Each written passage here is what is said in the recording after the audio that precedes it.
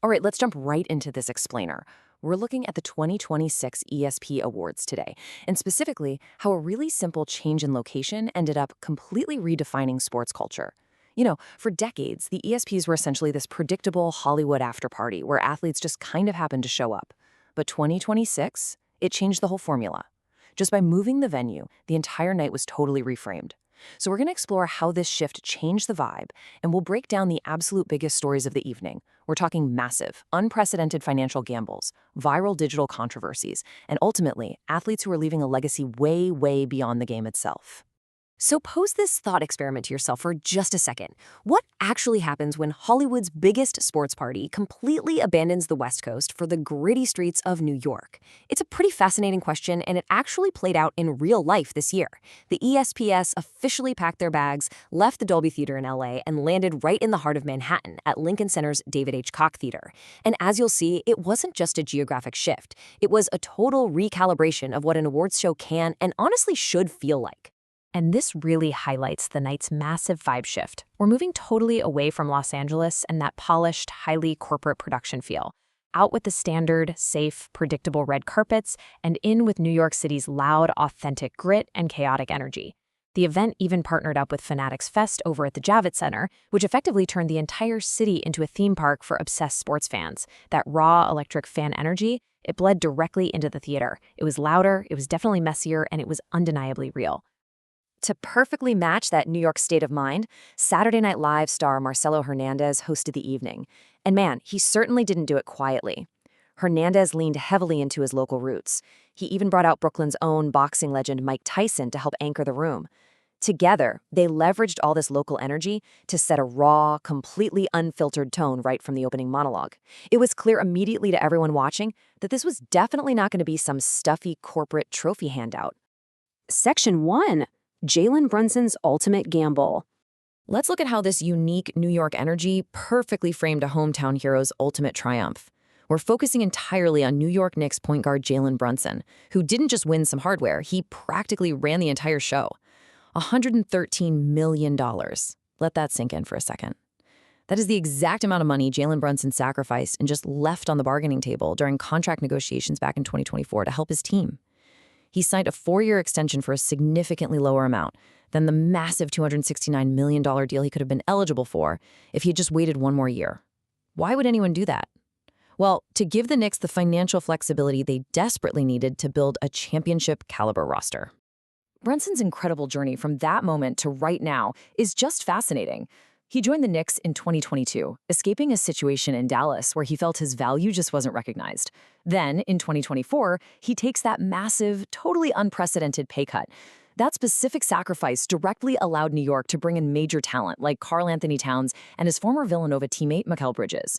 Fast forward to 2026, and that ultimate gamble pays off in a huge way. He becomes an NBA champion and the Finals MVP. And his financial sacrifice was totally matched by his undeniable on-court dominance against the San Antonio Spurs. He averaged an incredible 32.6 points, 4.6 assists, and 4.2 rebounds per game. In the series-clinching Game 5 alone, he dropped 45 points, including 13 straight right down the stretch. He didn't just facilitate a great team from the sidelines, he put them squarely on his back. At the ESPYs, this sheer dominance earned him the awards for Best NBA Player, Best Athlete in Men's Sports, and Best Championship Performance. The ripple effect of Brunson's leadership led straight to this incredible team milestone. His efforts won the Knicks the ESPY for Best Team, officially breaking a championship drought that had haunted the franchise for over 50 years, dating all the way back to 1973. Winning this inside Lincoln Center, surrounded by a rabid local fan base, felt like an absolute coronation. The crowd was deafening, proving that when you deliver a long-awaited championship to the Big Apple, you become a New York legend for life. Section 2. Dominance and triumphant comebacks. But, Brunson wasn't the only athlete writing history this year. The sports world was defined by two very different yet equally impressive paths to greatness. First up, we have Las Vegas Aces center Aja Wilson, representing an undisputed reign. She secured her second consecutive ESPY for Best Female Athlete and won Best WNBA Player. She really proved she remains the absolute gold standard in a league that is currently experiencing an unprecedented cultural boom. On the flip side, we have raw resiliency. San Francisco 49ers running back Christian McCaffrey took home Best Comeback Athlete. This was a testament to his brutal, injury-defying return to the gridiron, where he put up historic numbers despite the immense physical toll that football takes on the human body. And speaking of incredible returns, this next story provided one of the most genuinely heartwarming moments of the evening. Figure skater Alyssa Liu won Best Breakthrough Athlete. What makes this so incredibly special is that it came after she boldly stepped away from the intense pressure of her sport. She took a full 2-year hiatus before returning to the ice to win an Olympic gold medal and reclaim her spot among the elite. When she accepted her award, you could literally see the genuine relief and joy on her face. It was a beautiful reminder of the human spirit operating behind all those sports statistics. But of course, in today's digital age, the conversation around athletes often takes some unexpected turns online. Alyssa Liu's appearance at the ESPYs actually sparked a viral debate on Reddit regarding her lower back tattoo. The online reaction was sharply divided. On one hand, you had fans nostalgically praising the return of Y2K fashion, dropping comments like, "Everything old is new again." On the other hand, the design actually fueled a wave of what users referred to as satanic panic discourse, sparking intense debates. It really highlighted how modern athletes are scrutinized for their aesthetics just as much as their athletic performances. Section 3. Bigger than the game. The ESPYs have always tried to balance celebratory sports moments with serious real-world issues, right? And this year, the emotional weight really hit home, especially when focusing on athletes using their massive platforms for profound societal impact. Take this powerful thought from UCLA basketball player Lauren Betts, who took home Best College Athlete in Women's Sports. She said, "Your mental health is not separate from your success. It is the foundation of everything that you do." She went on to remind everyone that the strongest people aren't the ones who never struggle, but the ones who let someone walk through that struggle with them. It's a vital, foundational message that resonated deeply throughout the entire theater. The evening also featured a deeply respectful, quiet moment of reflection. The Arthur Ashe Award for Courage was awarded posthumously to Jason Collins. Collins made history as the first active male athlete in the 4 major North American sports leagues to publicly come out as gay. The tribute detailed the immense pressure, fear, and intense scrutiny he faced. His historic bravery cracked open a door that had been locked shut for generations, and his legacy was honored with a long, incredibly powerful standing ovation.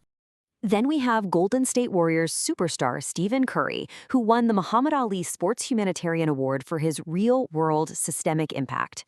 Through his Eat, Learn, Play Foundation, Curry has poured millions of dollars and invaluable resources into feeding children and building playgrounds in the Oakland and Bay Area communities.